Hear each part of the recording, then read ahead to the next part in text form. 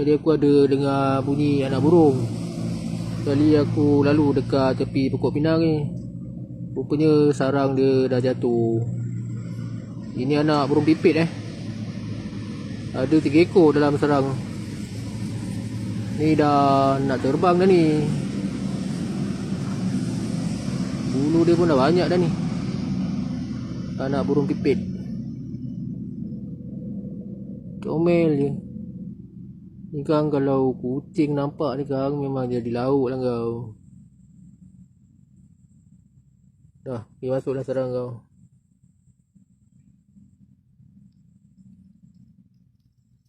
Tu ada lagi 2 ekor dalam sarang.